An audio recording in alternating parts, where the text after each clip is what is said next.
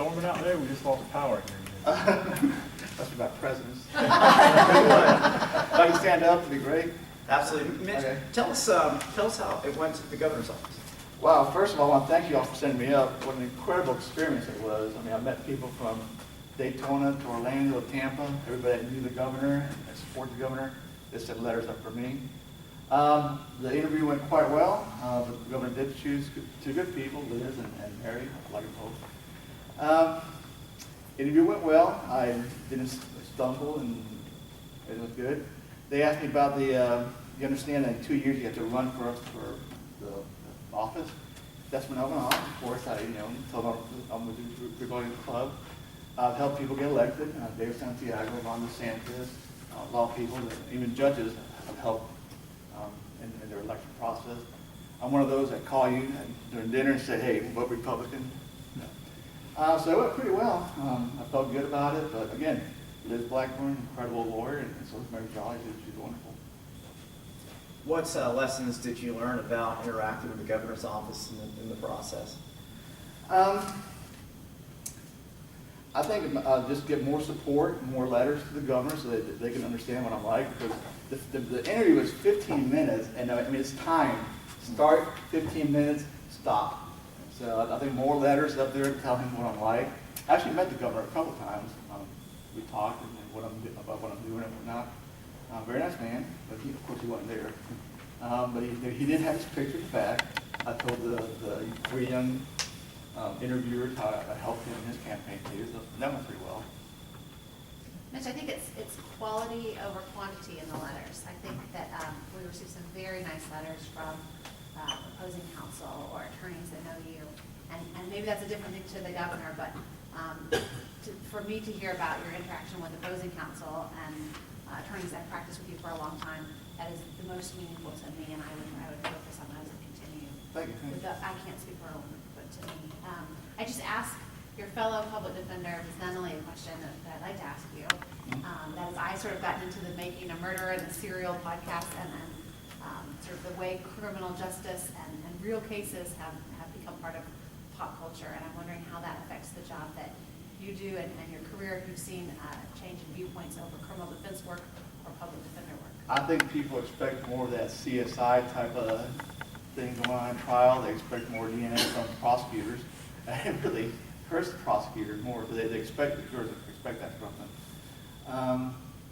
I had my first case, first homicide was on court TV, so I'm kind of used to that kind of people watching what I'm doing. But yeah, I think people expect a lot more from us. They expect a lot more evidence and a lot more DNA. Anybody else?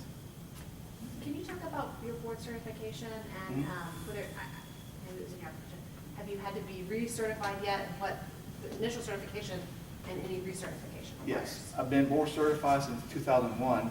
Every 5 years we have to be recertified. We have to have so many trials, so many peer review and judge review. The initial certification requires a big test, which tests federal law and state law. And the initial application, again, you go through judge review and peer review. So it's a big step. It's a very, very big test. Few people are board certified in criminal trials in this county. I'm one of them. As far as my community activities, I am very involved in the church, as you know. I'm very involved with the Louisiana Hispanic Association. We do a festival once a year, which we collect money to give to needy people. Mostly we collect money for students, give them a backpack, and then help them stay on their way to education. I also give speeches at the high schools there, basically giving my story. A lot of them are new immigrants, a lot of minorities who have been told by teachers they have very low self-esteem. So I give them my story, a story of a Cuban immigrant, came here with nothing, didn't know the language, learned it all through school, did it all myself, worked hard and worked through every school. Through law school, I worked full-time, went to law school at night. So I teach them that they can do it. If I can do it, they can't do it. I think I made a big difference then. Mitch, in Volusia County, you guys have started, there's some agencies that have implemented the use of body cameras. Is that correct?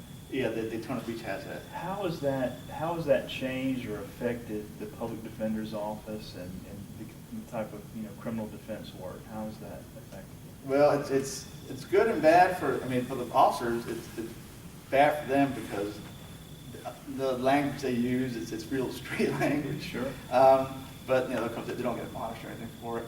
The good thing is for them is that nobody can make an allegation, a false allegation against him, saying he did this to me, or he told me this, or he's going to arrest me. It's all on record on camera. The good thing for us is if they claim that the client consented to search, we have it on camera. They did not. And again, it could be good for them too. If the client consented, it's all on camera. Nothing, everything above board now, which is what I like. Do you find that you guys, it's easier to work cases out because a lot of the transactions are on camera? I think it's a lot easier. For example, have a client come in and say, look, this is what happened, this is how you interacted. Of course, the client's perception is different. Of course, they're being arrested, their emotions are going 100 miles an hour. When you sit them down and say, this is what you did, this is what you said, and they go, oh, okay, I didn't realize I did that. So I think it makes it easier, a lot easier to settle. Out of curiosity, what was your bachelor's degree in? Business administration, Florida State. Mitch, all of your career, I guess, has been in the criminal side. I've also done private practice part-time. Okay. When Jim Gibson was there, Yeah. he let me go a few years part-time. I did anything I walked in that door. I did Okay. dependency, family, personal injury, serious space with Lambert over there on Wild Olive. Right. But anything that was referred to me, I did. Okay. You think you'd be prepared to step into a civil judgeship position? I did. I've actually observed good friend of mine, Judge Dennis Craig, and his proceedings in civil.